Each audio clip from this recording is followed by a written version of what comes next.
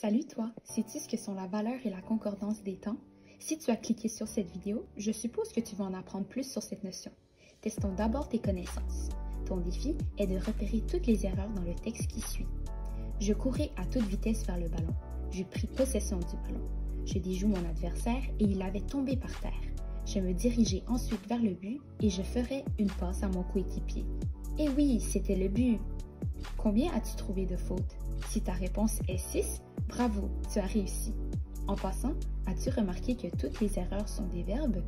En effet, le texte n'a pas vraiment de sens. En le lisant, on ne peut pas savoir quand les actions ont exactement lieu, puisqu'il n'y a pas de cohérence entre les temps verbaux utilisés. Pour écrire une phrase ou un texte logique, il est donc important de respecter la valeur et la concordance des temps. Dans cette première vidéo, tu connaîtras davantage sur les 3 valeurs temporelles, soit le passé, le présent et le futur. Il faut se rappeler qu'il existe 3 modes verbaux, l'indicatif, l'impératif et le subjonctif. Par contre, aujourd'hui, nous allons seulement nous concentrer sur l'indicatif parce que c'est le mode qui possède le plus de temps. Le mode de l'indicatif est composé de 9 temps, comme tu peux le voir sur cette ligne du temps. Pour mieux les visualiser, nous allons les voir en ordre chronologique. Commençons par les temps du passé. Le premier temps sur la ligne du temps est le passé simple. Mais qu'est-ce que c'est? Regardons d'abord un exemple. Je courais sur le terrain de soccer quand je reçus la balle sur la tête. Ici, on utilise le passé simple parce que l'événement en question s'est passé de façon soudaine et brève. N'oublie pas aussi que le passé simple est souvent utilisé dans les contes de fées ou pour la narration. Ensuite, il y a le plus que parfait. Ce temps est utile pour indiquer une action passée qui a eu lieu avant une autre action passée. Ça semble compliqué, n'est-ce pas? Ne t'inquiète pas, tu vas mieux comprendre avec l'exemple qui suit. Je ne jouais pas durant le match car j'avais eu un carton rouge. Ici, j'ai eu une punition, donc je ne peux pas jouer. En d'autres mots, j'ai reçu le carton rouge d'abord et la conséquence est que je ne peux pas participer au match. Dans le cas où une action terminée du passé s'est produite tout de suite avant une autre action passée, il faut plutôt utiliser le passé antérieur. Par exemple, quand ils eurent terminé le match, les joueurs partirent. Cette phrase permet de comprendre que les événements se sont passés un après l'autre. Donc, ils sont très rapprochés dans le temps. Tu as sûrement remarqué que le plus que parfait et le passé antérieur sont des temps assez similaires. La différence est que le passé antérieur permet de présenter la proximité d'une action par rapport à une autre dans le passé. Suivons avec le passé composé. Le passé composé est le temps utilisé pour exprimer un fait accompli dans le passé, mais qui a aussi une relation avec le présent. Par exemple, ce matin, j'ai marqué 3 buts lors du match. Ici, le passé composé décrit une action de courte durée qui s'est passée plus tôt aujourd'hui.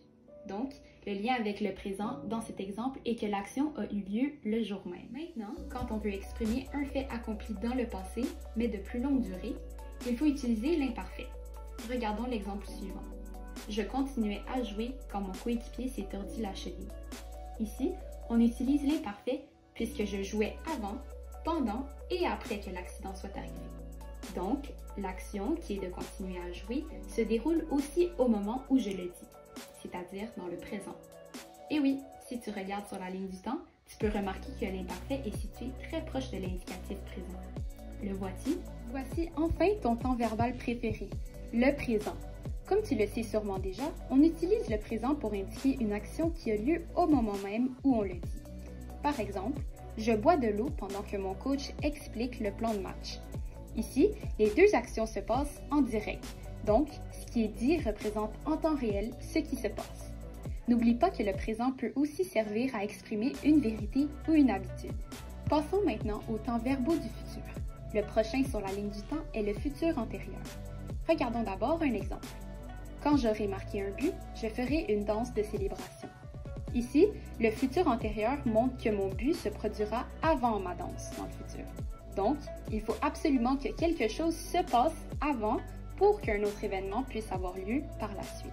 Un autre temps verbal que tu utilises sûrement souvent aussi est le futur simple.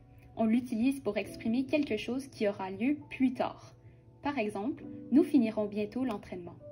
Dans cette phrase, on comprend que l'entraînement prendra fin après le moment où on le dit. Si tu as bien observé la ligne du temps, tu as peut-être remarqué qu'un autre temps de verbe se situe exactement au même endroit que le futur simple. Eh bien, tu as raison, c'est le conditionnel présent. Maintenant, tu te demandes sûrement c'est quoi la différence. Regardons un exemple. J'aimerais bien devenir un joueur de soccer professionnel. Ici, on utilise le conditionnel pour présenter un souhait ou un désir.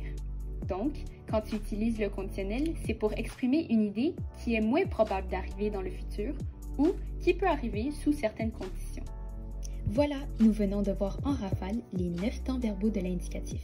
Si jamais tu désires les réviser, n'hésite pas à visionner cette capsule de nouveau. Tu peux aussi consulter le site web d'Alloprof et écrire l'indicatif dans la barre de recherche. Tu trouveras une liste de tous les temps verbaux vus aujourd'hui. Tu n'auras qu'à cliquer sur le temps désiré pour obtenir plus d'informations. Tu peux maintenant te rendre à la prochaine vidéo pour savoir comment écrire un texte chronologiquement cohérent.